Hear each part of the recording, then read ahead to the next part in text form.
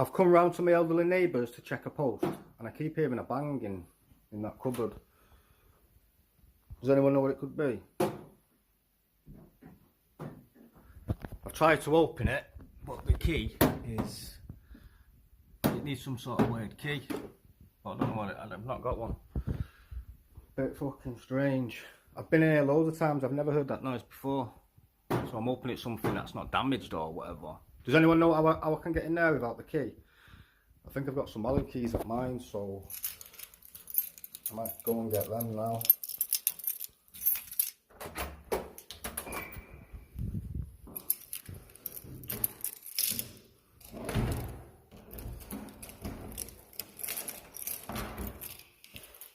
Bit strange though, guys, isn't it? I've been in that flat loads of times, I've never heard